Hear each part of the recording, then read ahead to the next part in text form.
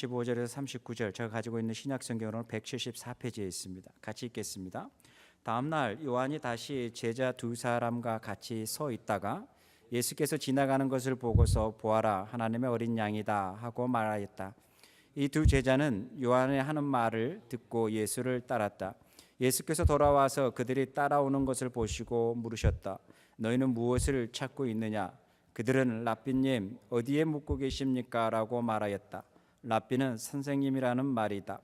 예수께서 그들에게 대답하였다. 와서 보아라. 그들이 따라가서 예수께서 묵고 계시는 것을 보고 그날을 그와 함께 지냈다. 때는 오후 4시쯤 되었다. 아멘.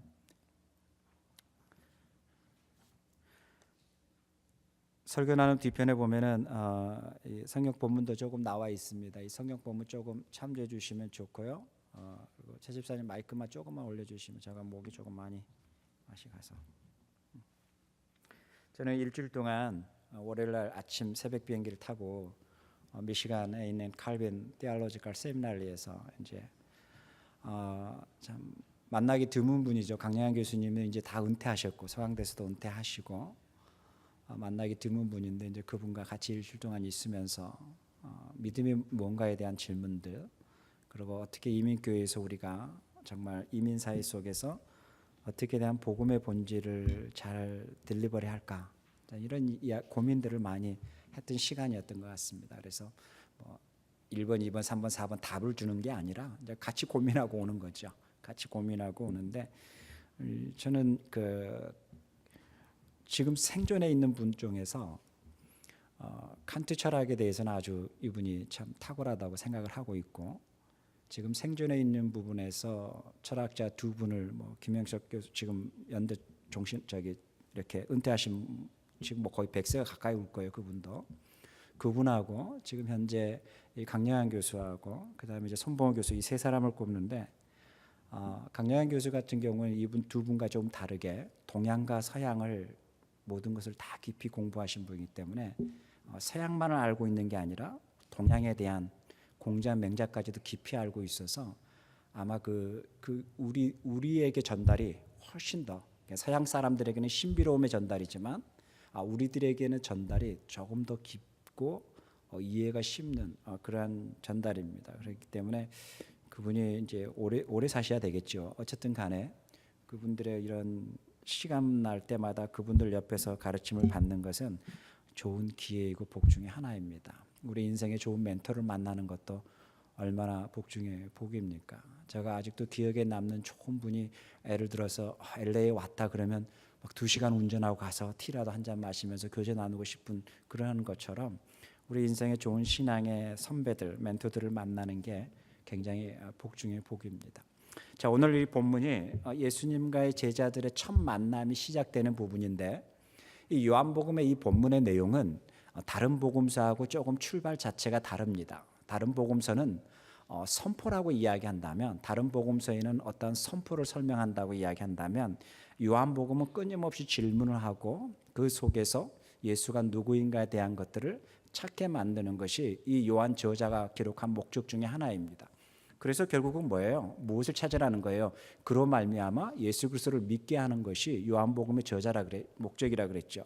동일하게도 요한복음 1장 7절에서 나오고 있는 바로 세례 요한이 광야에서 외치는 소리로, 세례 요한이 광야에서 이야기하는 모든 스토리도 목적을 하나를 가지고 있다 그랬죠. 자기는 빛이 아니라 그러고 결국 뭐라 그래요? 자기를 통해서 무엇을 하기 위해서요? 자기를 통해서 진짜 빛인 예수 그리스도를 믿게 하는 것이 그의 목적이라고 이야기하는 거죠. 자, 그런 목적을 가지고 있는 세례 요한의 세례를 주는 목적은 뭘까요? 세례를 주는 목적 또한 어떤 목적이겠어요? 그 세례를 통해서 예수 그리스도를 믿게 하는 거, 알게 하는 거, 단순히 히브리 민족들이 가지고 있는 성결의 의미를 뛰어넘어 그것을 통해서 예수 그리스도를 알게 하는 것이 목적이겠죠. 동일한 거겠죠. 이 질문을 이제 우리에게 던져보면 우리 인생의 목적이 뭘까요? 라는 질문인 거죠. 왜 내가 샌디에고 이 풍요의 땅에서 살고 있을까요? 라는 질문인 거겠죠. 내가 왜 여기서 내 직장을 가지고 있고 내 전공을 가지고 살고 있을까라는 거에 대한 질문인 거죠. 자, 이 질문이 누구나 다 가지고 있지만 이 질문의 범주에서 머물러 있지만 이 질문이 단순히 관념적으로서 머물러 버리는 질문이라면 이 질문은 우리에게 힘이 없는 거겠죠. 그런데 이 질문이 관념을 뛰어넘은 내 삶 속에서 어떤 믿음의 행위로 나타났을 때는 이 질문 자체가 던져지는 힘이 있는 거겠죠. 이게 달라지는 거겠죠. 어떤 질문을 받았을 때 이 질문이 나에게 관념 속에 머물러 있고 생각 속에 머물러 있는 질문이냐, 아니면 관념과 생각을 뛰어넘어서 이것이 내 인사이드까지, 성경은 마음으로 믿어서 의에 이른다라고 하고 믿음을 그렇게 설명하지만 어쨌든 내 마음에까지 이것이 흘러서 나의 어떤 몸의 행동으로, 나의 모든 삶의 근원으로 움직일 수 있는 힘이 되느냐, 이것이 이제는 믿음의 사람이냐 아니냐라는 것이 달라지는 부분이겠죠. 종교적인 모습이 우리가 믿음의 근거라고 할 수는 없는 거잖아요. 뭐 교회 열심히 다니고 있고 무슨 집회에 참여하고 있고 11조 생활을 하고 있고 무엇을 하고 있고, 이거 무엇을 하고 있는 것은 그냥 종교적인 행위잖아요. 어떤 불교에서도 열심히 절을 다니고 있고 무엇을 하는, 그것은 다 행위잖아요. 중요한 것은 그 인사이드 그가 무엇을 믿고 있느냐라는 거겠죠.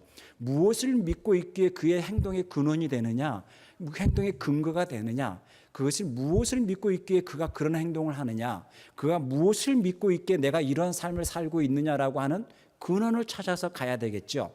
이것이 뭐예요? 요한복음에 기록한 다른 공간복음과 다르게 요한복음에서 기록한 부분은 하나님이 누구냐, 예수님이 누구냐, 단순히 1절에서부터 시작하는 형이사학적인 논리가 아니라 이 논리는 우리가 봤을 때는 형이사학적인 논리겠지만 히브리 민족에서 봤을 때는 그것은 그들의 세계관에서 충분히 이해하고 알 수 있는 논리겠죠. 한번 이렇게 생각해 보세요. 세례 요한이 회개하라 천국이 가까웠다라고 외우면서 수많은 군중들이 세례를 받았을 때 그의 말에 어떠한 마법이 있었을까요? 그의 말에 어떠한 대단한 마법이 있어가지고 몇천 명이 와서 받았을까요?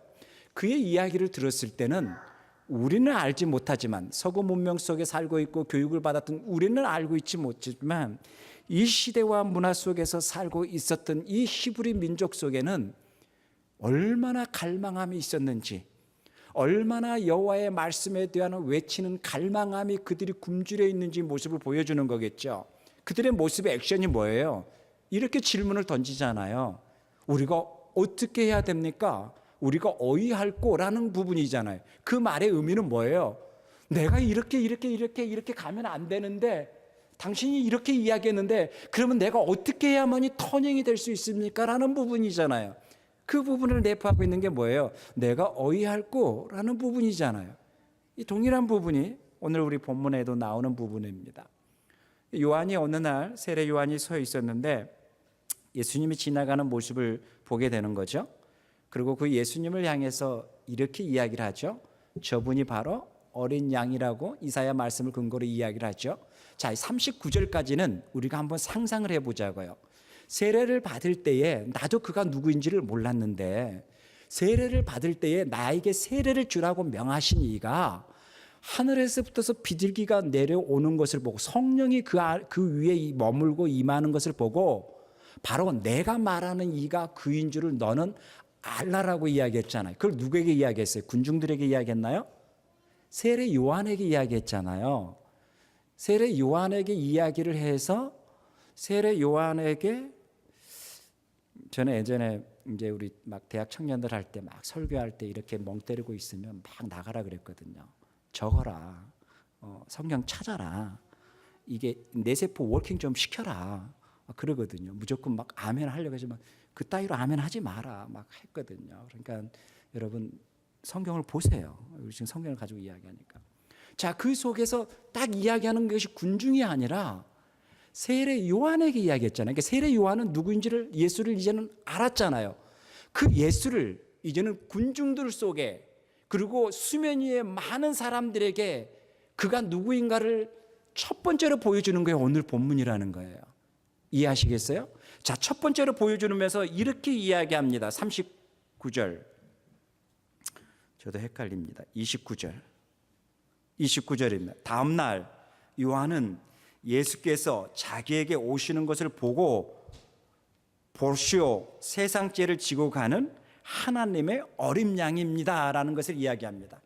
이제는 세례 요한이 수많은 군중들 가운데에 그 예수의 지나는 모습을 보고 그 모든 이들에게 그들이 찾고자 하는 그 마음, 그들이 만나고 싶어하는 그 메시아, 그들이 갈망하고 있는 그 메시아, 그 400년이라는 암묵기 시간 속에서 말씀에 갈망하고 있는 그 무리들, 그 히브리 민족들, 그 속에서 오직 여호와께서 보내주신, 하나님이 보내주신 누군가가 나타날 거라고 하는 막연한 기대감을 가지고 있었던 그 소망을 품고 살았던 그 민족들 앞에 세례 요한이 손가락으로 이렇게 지목을 합니다.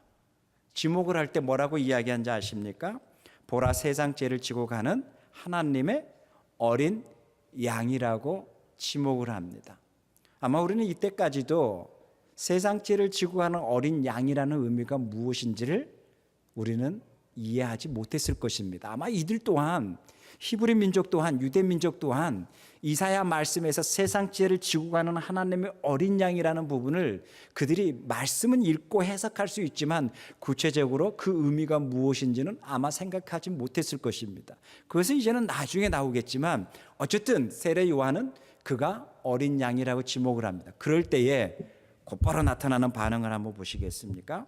30절은 이랍니다. 내가 전에 말하기를 내 뒤에 한 분이 오실 터인데 그분은 나보다 먼저 계셨고 나보다 앞선 분이다 라고 이야기를 합니다. 자, 이 부분 속에서 우리가 잊지 말아야 될 게 세례 요한이 그는 어떤 분인가에 대해서 먼저 설명을 하죠. 그는 어떤 분? 나와 비슷한 분? 나와 같은 영성을 가지고 있는 분? 나와 뭐 비슷하게 이렇게 있는 분이 아니라 세례 요한은 분명히 자신과의 차별성을 이야기합니다. 뭐라고 차별성을 이야기할 거예요? 내 뒤에 오시는 그분은 나보다 먼저 계셨던 분이다 라고 이야기합니다. 이 먼저가 언제일까요? 세례 요한이 이야기하고 있는 먼저는 나보다 출생이 좀 생일이 빨라. 그래서 그분은 따지고 보면 나보다 형이 될 수 있어 라는 그 부분일까요? 나보다 먼저 계셨다라는 부분이 뭘까요? 이 먼저 계셨다라는 논쟁이 유대인들과 바리새인들 그다음에 예수님과 끊임없이 논쟁이 벌어지죠. 저 양반이 미쳤나? 모세보다 먼저 있었다 그러네? 아니 이게 말이 돼? 먼저 계셨다라는 의미의 해석이 이제 달라지는 거죠. 그럴 때 막 그들 속에서 끊임없이 논쟁이 벌어지잖아요. 근데 오늘 세례 요한은 그렇게 이야기하고 있네요. 그분은 나보다 먼저 계셨습니다라고 이야기합니다. 그 먼저가 어딜까요? 이 요한의 저자는 바로 창세기 1장 1절에 있는 태초에 하나님이 계셨다라고 하는 태초는 우리가 상상할 수 없는, 어떻게 머리에 내서부터 열심히 상상하려고도 상상이 되지 아니하는 그 시작, 그 점, 그 태초라는 겁니다. 이 요한은 바로 그것을 이야기하네요. 태초에 말씀이 계시니라 라고 해서 이 말씀의 태초라는 시간 속에 존재했음을, 그리고 세례 요한은 나보다 먼저 계셨음을 먼저 이야기를 하네요. 그리고요, 먼저 계신 것뿐만 아니라 그분은 또 어떤 분이라고요? 나보다 앞서신 분이다 라고 이야기하잖아요. 나보다 앞서는 분은 뭘까요? 나보다 생년월일이 앞서다 뭐 이러한 부분이 아니라 그분은 나보다 먼저 계셨고 나보다 앞선 분이다라는 부분인 거죠. 세례 요한은 동일하게 이야기하죠. 나는 빛이 아닙니다. 왜 나에게 자꾸만 빛이라고 이야기합니까? 나는 빛이 아닙니다 라고 이야기를 하죠. 그분과 나는 다릅니다 라고 이야기하는 거죠. 근데 이 저자는 두 가지를 이야기하고 있습니다. 첫째, 먼저 계신 분, 그 다음에 앞선 분. 그것이 요한복음 1장 1절에서 보는 두 가지의 부분을 찾아볼 수 있죠. 태초에 말씀이 계시니라, 태초에 존재했던 분, 그 다음에 말씀이 계시니라 존재했다라는 분, 그리고 이 말씀이 뭐예요? 모든 만물을 창조하시니라. 이것이 뭐예요? 나보다 앞선 분이라 라는 부분이라는 거죠.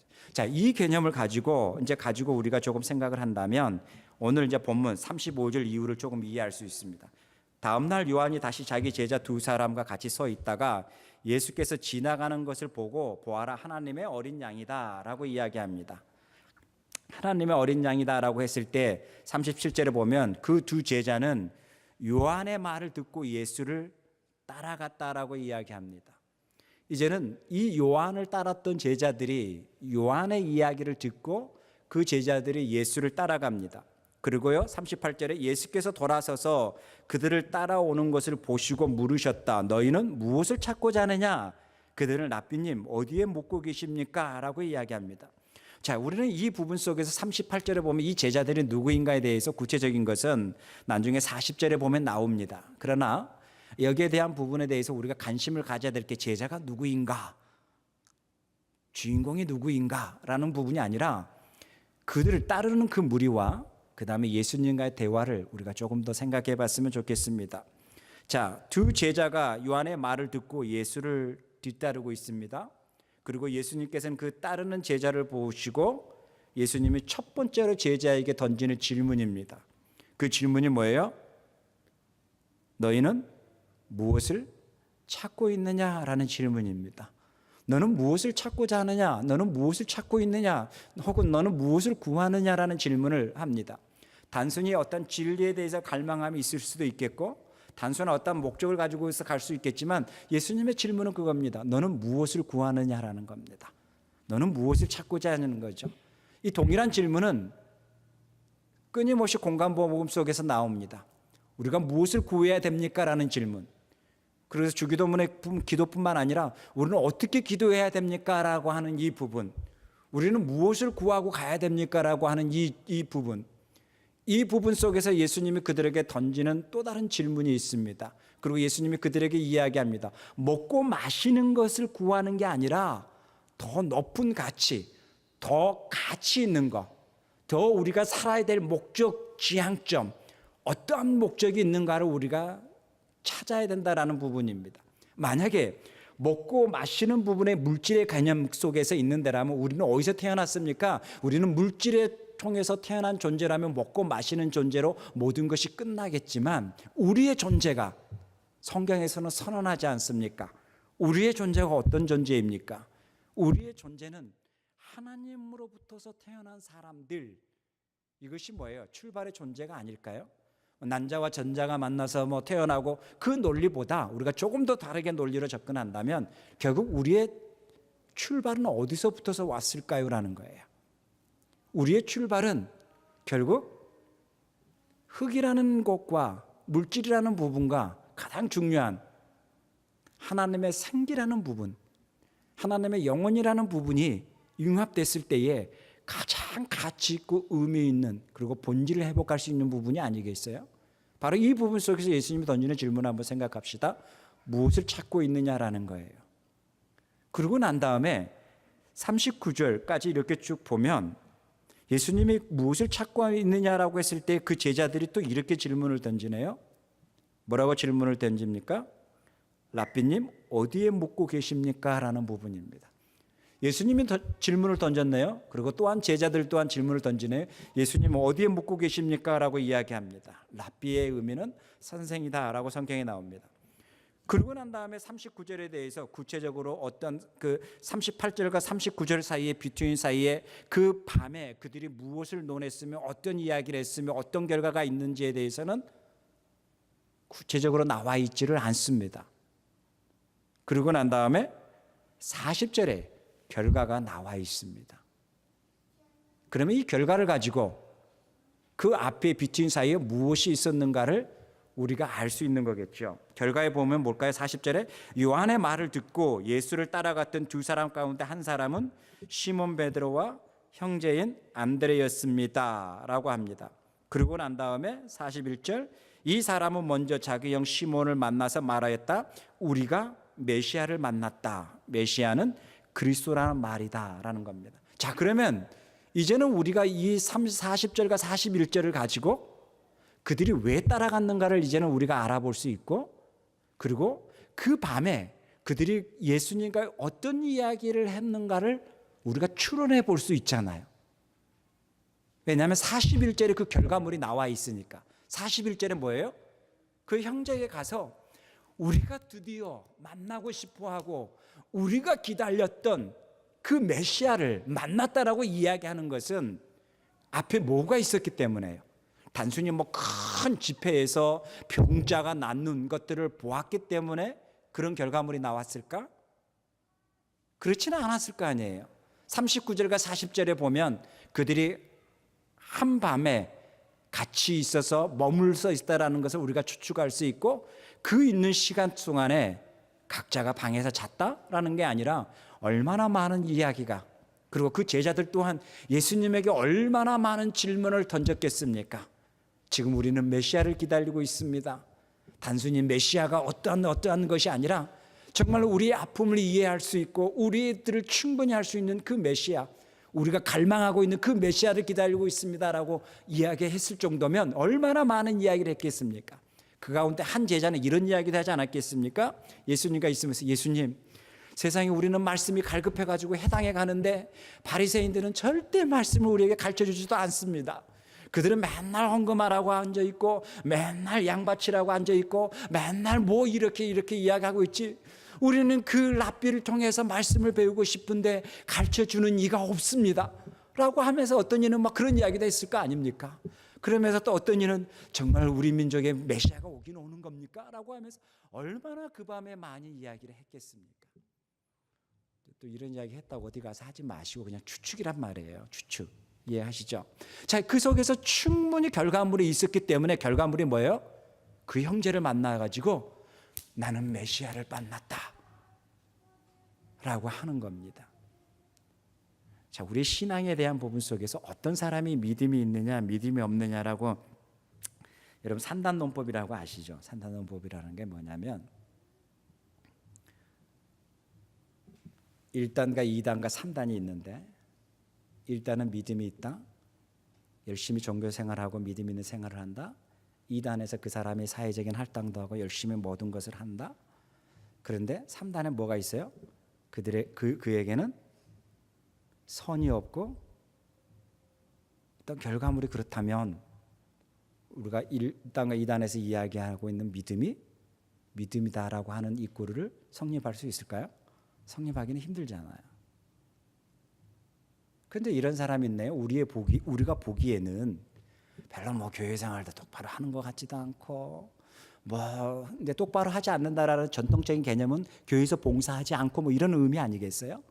똑바로 하는 것 같지도 않고, 그냥 가끔 큐티 한다고 성경을 보긴 보는 것 같은데, 이렇게 가는데 마지막 결론은 뭐예요? 그가 가지고 있는 삶의 자리에서는, 그가 가지고 있는 일상에서는 하나님의 선이 있고 하나님의 공의가 있고 다른 이들을 향해서 베품이 있고 성김이 있는 거라면, 그러면 뭐예요? 이 사람이 가지고 있는 이 근원이 결국 뭐예요? 여기 결과물로 나와 있잖아요. 우리가 생각하는 믿음의 큰 그림은 항상 우리가 가지고 있는 어떤 공간 안에 종교적인 것을 열심히 하면 그것이 우리의 믿음의 우선순위 짱이라고 생각하고 있는 우리 교회관, 종교적인 틀들이 있잖아요. 가장 믿음의 본질이 뭐예요? 일상이란 말이에요. 우리의 일상에서 하나님의 정의가 있나? 우리의 일상에서 하나님의 드러냄이 있는 것인가? 우리의 일상에서 하나님의 말씀이 꿈틀거리고 있는 것인가? 우리의 일상에서 하나님의 말씀 앞에 나의 자세가, 순종과 겸허함의 자세가, 삶의 자세, 에듀티드가 있는 것인가? 삶은 내 마음대로 내가 다 결정하고 내 마음대로 다 하고 신앙도 내 마음대로 다 이렇게 하고, 삶에서는 거의 제로 베이스인데 갑자기 어느 교회에서는 종교적인 모습이 나타나고 종교적인 행위들이 나타나고 거룩성 같은 모양의 행위들이 나타나면 그것이 믿음 있는 사람인가? 이런 질문들을, 이런 고민들을 우리가 얼마나 많이 하겠어요, 지금 현대 사회 속에서. 이들 또한 예수님과의 만나서 그날 밤에 얼마나 많은 이야기했겠어요. 세상에 우리는 갈릴리에 있는 회당을 출석하고 있는데요. 그 회당에 갔더니 그 바리새인은요, 세상에 우리 보고 뭐하라고만 하고 있지. 그 랍비를 통해서 그 말씀의 낭독을 듣고 싶은데 듣지를 못하고 있습니다. 그러면서 얼마나 그들 속에서 그날 밤에 많은 이야기가 오거니 갔거니 했겠어요. 이것이 오늘 현대 우리에게도 동일하게 던져볼 질문 아니겠어요? 예수님은 우리에게 던지는 질문이죠. 너는 무엇을 구하느냐라는 거죠. 너는 무엇을 찾고 있느냐라는 거죠. 우리가 무엇을 구하고 찾고 있느냐라고 하는 부분이 단순히 우리의 먹을 것과 입을 것에 대한 것들의 모든 것이 구하고 있는 것인가라는 부분인 거죠. 우리 내면의 깊은 양심에서 한번 이런 질문을 던져봐야 되는 거예요. 그러니까 여러분에게 하면은 또 그렇게 하겠죠. 예를 들어서 목사의 제일 기도 제목이 1번, 2번, 3번, 4번이 뭐겠어요? 주여 우리 교회에 부흥을 주시옵소서 아니겠어요? 주여 우리 교회 성도가 많이 늘어나게 해주십시오. 많이 되게 해주십시오라고 하는 것이 기도 순위 1번, 2번, 3번의 이 부분인 거죠. 근데 1번, 2번, 3번 기도 순위가 이런 기도를 하면 어떠겠어요? 주님, 우리 성도들이 일상에서 하나님의 백성으로 바르게 살게 해주십시오. 자녀를 키울 때도 지지고 볶고 싸우지만 그 가운데에서 그냥 하나님의 사람으로서 그것을 받아들이고 그 자체를 받아들이고 묵묵히 하나님의 백성으로 잘 살게 해주십시오. 이런 기도를 하는 목회자가 기도 순위가 1, 2, 3번 이런 게 있으면 얼마나 좋겠어요. 근데 1번, 2번, 3번은 주여 5대양 6대주 시리즈 이야기하고 있고 우리 교회가 이런 교회가 되게 해 주십시오라고 하고 있고 이 모든 것이 전도뿐만 아니라 설교하는 것뿐만 아니라 성경 공부하는 것뿐만 아니라 모든 것이 어디를 향해서 가고 있는 거예요? 부흥이라는 곳을 향해서 달려가고 있지는 않을까? 이런 질문을 저 자신에게 던져본다라는 거예요. 저와 여러분이 예수님이 따르는 제자에게 던지는 질문, 그리고 따르는 그 제자는 이렇게 이야기합니다. 어디에 묵고 계십니까? 라는 질문은 동일한 거겠죠. 공간을 이야기하는 거겠죠. 그가 내 안에, 내가 그 안에 있는 그 공간, 히브리 의미 속에서 이야기한다면 어디에 숙소가 있습니까? 라는 부분, 단순히 숙소가 있는 게 아니라 우리가 어디에 묵고 계십니까? 라고 했을 때 거기에는 무엇을 내포하고 있어요? 어느 호텔에 묵고 있어요? 라고 하는 것은 그 속에는 무엇을 내포하고 있어요? 친한 보시라면 그곳에 내가 가서 그와 교제를 나누겠다라는 것을 내포하고 있지 않아요? 그와 함께 시간을 보내겠다라고 하는 것이 내포하는 거 아니에요? 그것이 뭐예요? 그가 내 안에, 내가 그 안에 있는 동일한 부분의 말씀이라는 거예요. 어디에 묵고 계십니까? 라는 단순히 우리의 언어의 개념에서 해석이 아니라 히브리 사고의 틀에서 개정을 한다면 어디에 묵고 계십니까? 내가 그 안에, 그가 내 안에 있는 동일한 부분으로 우리가 해석할 필요가 있다라는 거예요. 동일한 부분인 거죠. 말씀이 여러분 안에 있으십니까? 여러분이 그 말씀 안에 있고 있습니까? 아니면 어느 때는 말씀과 내가 어떤 로봇처럼 쫙 분리가 돼서 나 맘대로 따로 딱 살다가 어느 순간에 교회 가도 되면 로봇이 딱 하나가 돼서 그 말씀 안으로 다시 또 들어오고 이런 작동들을 열심히 매뉴얼을 외워가지고 하고 있지는 않잖아요. 그가 내 안에, 내가 그 안에 있어서 늘 나의 인생의 거울은 뭐예요? 말씀이 돼야 된다는 거예요. 목사님들과 교제하다가 어느 목사님이 부부싸움 지겹다 그래서 야야야 그게 우리 평생의 삶이야. 그랬더니 여기서도 막 꺼내 그 이세도 그러는 거야. 목사님 우리는 이혼서류 프린트하고 수없이 사인해가지고 너는 사인만 했니? 나는 그냥 그 앞에까지 가가지고 메일로 보낼까 말까까지 했어야 이런 이야기 수없이. 그러면서 뭐예요? 또 다른 DNA와 나와 살면서 그 모습을 통해서 나를 다듬어가고 내가 또 다듬어져가는 나의 고통이 없다면 그것이 무슨 결혼 생활이겠냐? 지지고 볶고 사는 것이 하나님의 일이다. 그러면서 제가 마지막에 이런 말을 했어요. 너는 그 이혼서류에 사인을 하면 지지고 볶은 걸 안 하겠습니다. 내가 평화로움을 추구하겠습니다라고 하는 하나님 앞에 독립선언이지만 지지고 볶아도 나는 가겠습니다라고 하면 하나님의 은혜의 시간, 하나님의 터치함, 하나님의 간섭하심을 내가 받아들이면서 나의 이 황폐한 곳에서 하나님의 은혜를 사모하면서 가겠습니다라는 것. 자, 둘 중에 어느 거 선택할래? 그랬더니 그래도 지지고 볶고 가야 돼. 그래, 우리도 이렇게 살아왔어. 그러니까 다 지지고 볶고 사는 거야. 그런 거 동일한 거예요. 동일한 내용 다 뜯어 보면 애들 문제. 그래서 이런 이야기를 했죠. 저도 경험을 했으니까 너의 자녀는 너의 과거를 보게 하는 DNA다라는 거예요.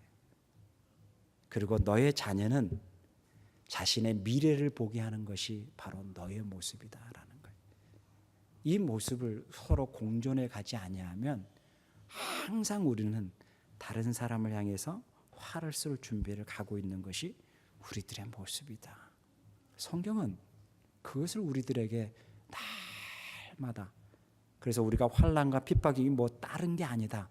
환난과 핍박은 아프리카 지역, 수단 지역에 선교했을 때는 수많은 사람들이 그 위험 속에, 그 테러의 위험 속에 살고 있지만 우리의 위험은 뭐냐? 자본주의 풍요로움 속에, 자본주의 넉넉함 속에 그 풍요로움이 우리를 긴장하지 못하게 만들고, 그 풍요로움이 그냥 대충 가게 만들고, 그 풍요로움이 이래도 괜찮고 저래도 괜찮게 하는 우리의 모든 세포와 근육들이 긴장이 없이, 텐션이 없이 살아가게 하는, 이 릴렉스하게 하는 통일한 부분이다. 그래서 어떤 사회학자는 이 자본주의를 약과 같다라고 이야기를 했습니다. 막스 베베가 쓴 프로테스탄트 윤리의 책에 보면, 그 사람 크리스천은 아니었지만 자본주의에 대한 부분 속에서 이 프로테스탄트가 가지고 있고 칼빈주의 가지고 있으면서 이 사람이 두 가지를 이야기했습니다. 그 중에 하나가 금욕주의, 한국에서는 금욕주의라고 번역이 됐지만 그것을 조금 거부적인 반응이 나왔지만 절제주의, 그런 거죠. 풍요로움을 가지고 있어서, 풍요로움을 가지고 있기 때문에 충분히 누리는 게 아니라, 그래서 로마가 망한 것처럼 그 풍요로움이 충분히 누리는 조건이 돼서 그 모든 제국들이 다 망한 것처럼, 그러한 제국의 흐름이 아니라 그 시대마다 풍요로움 앞에 얼마나 절제된 삶을 살고 있느냐가 건강한 공동체, 건강한 사회라고 이야기를 합니다. 동일한 거겠죠. 내가 다 누릴 수 있어서 다 누리는 게 아니라 누릴 수 있음에도 불구하고 절제하는 삶, 그 절제하면서 살아갔을 때에 내가 하나님 앞에 바르게 살 수 있는 모습이 오늘 우리들의 모습이 돼야 된다는 거겠죠. 이 풍요 도시 속에서, 이 샌디에고라는 이 풍요함 속에서 환난과 핍박이 뭐라고요? 이 풍요가 우리에게 환난과 핍박입니다. 이 풍요가 끊임없이 우리를 생각하지 못하게 만듭니다. 하나님 앞에 무관심하게 만듭니다. 하나님 없이도 사는데 아무 지장이 없도록 우리에게 끊임없이 체면을 겁니다. 이것이 뭐예요? 물질 풍요주의, 자본주의가 가지고 있는 우리들을 향해서 도전하는 부분입니다. 그 속에서 하나님의 백성으로서 어떻게 살 것인가, 어떤 생각을 가지고 살 것인가를 고민해야 되겠죠. 이런 고민 없이 어떻게 20대, 30대, 40대 그리고 50대를 맞이하겠다라는 겁니까? 이러한 고민 없이 내 자녀를 이 풍요 속에 살게 만든다? 절대 아니라는 것입니다. 풍요 속의 자녀가 잘 된다? 이건 우리들이 가지고 있는 물질의 개념 아세요? 오지에 있는 선교사님의 자녀가 더 잘 되지 미국 땅의 풍요 속에 사는 목사님의 자녀가 잘 되지는 않더라고요. 왜 그럴까요? 그것은 우리가 여러 가지 사회학적으로 해볼 수 있지만 꼭 이꼬르 풍요가 아니라는 거예요. 중요한 게 있어요. 부모의 믿음, 부모의 가치, 부모가 무엇을 더 소중하게 생각하고 있느냐, 부모가 더 무엇을 가치 있게 두고 가느냐가 중요한 것이지, 절대 풍요로운 곳에서 이꼬르 내 자녀가 잘 된다라는 것이 아니라는 거예요. 이것이 이 풍요의 문명 속에 살고 있는 우리들의 신앙의 모습입니다. 애들이 그런 이야기 할 수 있을 것 같아요. 우리 아빠는 게임이 더 중요하지 말씀 보는 게 중요하지 않아. 우리 아빠는 어디 가는 것도 좋지 하나님 앞에 이렇게 말씀하고 기도하는 것을 더 중요하게 한 것 같지는 않아. 이러면 이건 꽝인 거지요. 그런데 하나는 있어야 되지 않겠어요? 그래도 우리 아빠는 성경적으로 그게 맞니라고 질문을 던져. 이게 뭐예요? 자녀들이 봐야 될 픽처 아니에요? 자녀들이 아직도 인격적으로 형성되지 못했지만 자녀들 그림 속에 그 픽처가 다 쌓여야 될 그림 아니에요?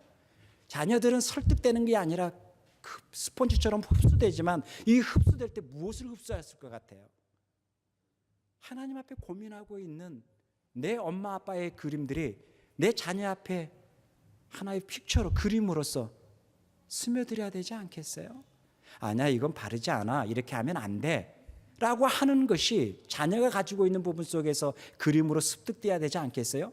편리할 때는 이렇게 하고 이럴 때는 이렇게 하고, 아니 아빠 그때는 이랬는데 이거 왜 있어? 아니야, 이건 이렇게 해도 돼 라고 하는 이런 그림들이 습득되는 게 아니라 하나의 선이 있고 분명히 하나님 앞에 살려고 하는 그런 그림들이, 생활의 그림들이 끊임없이 내 자녀의 인사이드에 습득돼야 되지 않겠어요? 그래서 먼 훗날 자녀가 어떤 사고를 했을 때에, 어떤 가치관으로서 무엇을 판단할 때의 근원이 뭘까요? 교육일까요? 아닙니다. 교육은 절대 사람을 변화시킬 수 있는 힘이 없습니다. 인포메이션입니다. 그것은 뭘까요? 생활 속에, 삶 속에, 그의 인격 속이라는 공간 속에서, 가정이라는 공간 속에서 습득되어지는 수많은 그림들이 그 자녀가 옳고 그름을 판단하는 기준이 된다라는 겁니다. 기도합시다. 하나님 아버지, 예수님을 따르는 두 제자의 질문, 그리고 예수님이 그들에게 던졌던 질문, 무엇을 구하느냐, 무엇을 찾고 있느냐, 이 부분 동일하게 우리에게도 던져봅니다. 내가 무엇을 구하고 있습니까? 내가 무엇을 찾고 있습니까? 내가 무엇 앞에 분노하고 있습니까? 내가 무엇 앞에 내 스스로를 하나님 앞에 내려놓지 못하고 있습니까? 이 부분을 끊임없이 우리에게 질문하게 해주시고, 오직 예수 그리스도를 따르고 있는 우리의 삶이 이 땅에서 우리가 누리는 것이 자랑이 아니라 또 다른 일을 향해서도 나눌 수 있는 넉넉한 그리스도인들의 삶들이 될 수 있도록 주님 축복하여 주시기를 원합니다. 감사합니다. 예수님의 이름으로 기도하옵나이다. 아멘.